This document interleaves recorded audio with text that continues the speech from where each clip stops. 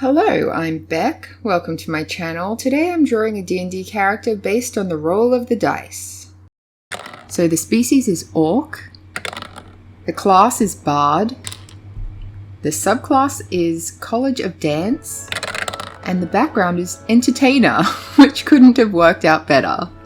If you've been watching my previous videos, you'll know that normally I will also roll the ability scores for my D&D characters.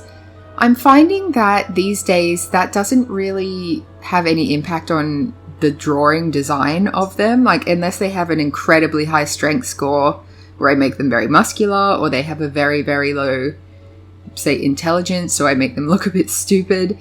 It generally just doesn't have anything to do with the drawing, so I'm just going to cut those out for now and focus just on like primarily the species and then the class and background together to kind of form a backstory and use that to make the character look the way they look. So the stereotypical orc is very like big and burly and rough and tough and usually not overly intelligent, but with the new player's handbook they have avoided using any generalizations for a species, because obviously in any given species you can have very intelligent people, you can have very stupid people. It's got nothing to do with your race, your species. It's all to do with your upbringing and I guess the way your brain works. I won't get into the psychology or science of where that comes from, but I like to challenge this stereotype of the big burly rough tough orc, especially in this case where we're playing as a bard from the College of Dance. So I want to keep the idea that orcs are quite strong, but I want to use that as like, dancers generally need to be strong. Whichever type of dance you're doing, you need strength. But ballet dancers have a particular level that I feel like doesn't really touch the others. If you've ever looked into what a ballet dancer's feet look like under the pretty point shoes, which, by the way, you're going on tiptoe on a block of wood. I used to think that was just foam in there or something really soft. It's not. It's like wood and then like a very thin layer of foam, and that's it. And then it's tied with ribbon and looks very pretty, but you're essentially putting the entire weight of your body onto the tip of your toes on a hard block of wood. That's crazy. And you make it look graceful, like you weigh nothing.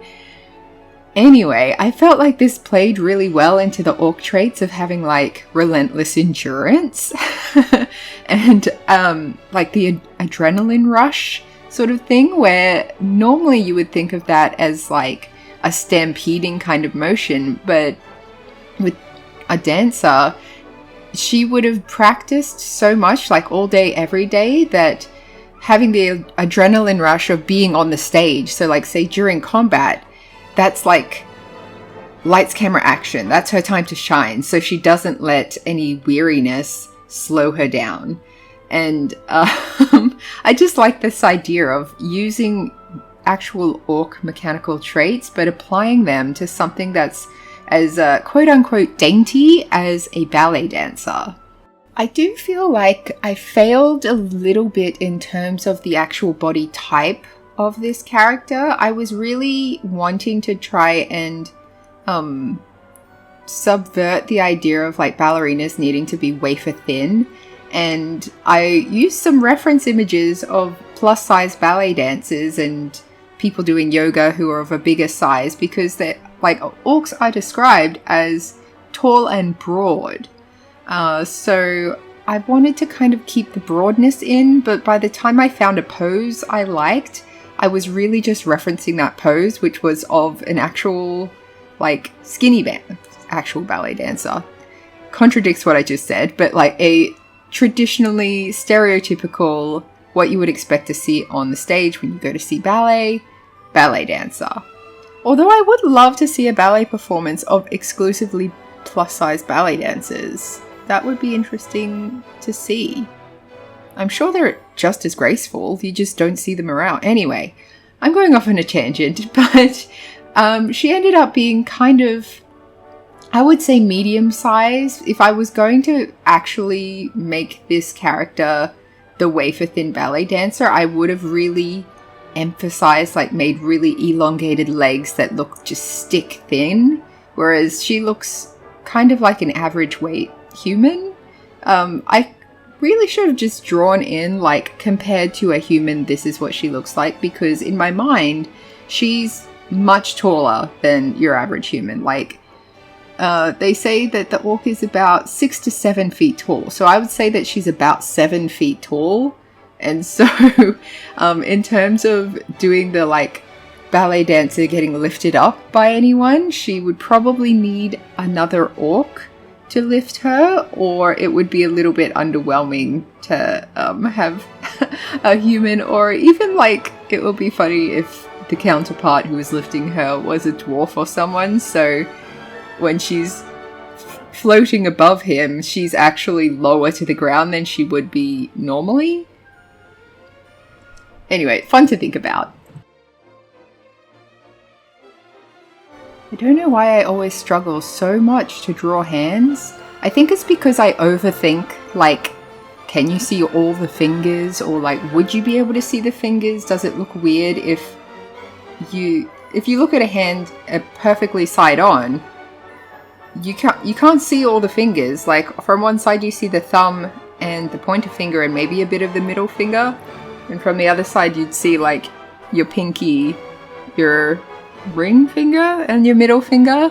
But I keep trying to draw them so that you can see all the fingers, because I have done a couple of drawings where I did the wrong number of fingers, and that's, like, become a like, oh, it's AI, there aren't enough fingers, or there are too many fingers, or it looks stupid because they've messed up the anatomy. Artists do that. Artists aren't perfect.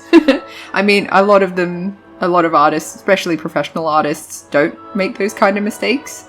At least I don't think they do, but I certainly do, because I am an amateur and I'm still learning, and when I'm drawing, I get in this, like, kind of meditative state where I'm not necessarily thinking about, like, yes, this is what hands look like, this is what fingers look like. I have to focus back in when I'm doing details like that, and it usually messes me up, and I'm not happy with how these hands look, but they capture the gesture of the pose, I guess. So I left them because I was getting frustrated, and sometimes good enough is good enough. Speaking of good enough, if you like this video, please give me the thumbs up and subscribe if you haven't already. It really makes my day, and yeah. Shameless self-promotion over. Moving on to the class.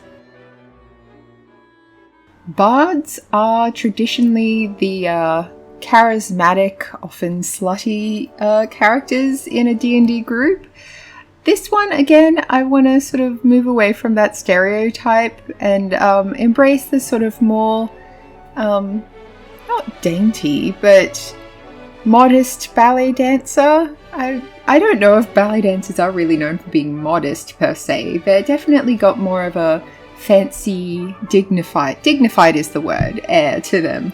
So I think that her charisma, which would still be very high, and her dexterity might even be higher. If I were to assign roles, I might sneakily put the dexterity as higher, even though her primary ability is charisma. Just because ballet dancers need the dexterity a little bit more than they need to be charismatic. However, I would say that her charisma comes from that, like, quiet confidence that someone who's very dignified tends to attract. So people listen to what she says and they're captivated by her dancing because she sort of exudes that confidence of just being really proud of herself and being, I can't think of another word for confidence now, but confident in her own skin, in her own body. She's in complete control of herself and makes beautiful art with her movement. The entertainer background indicates that she's grown up around this sort of stage life. It goes into more specifics of, like, kind of implying she was moving around with a traveling circus or something, but that's just an example.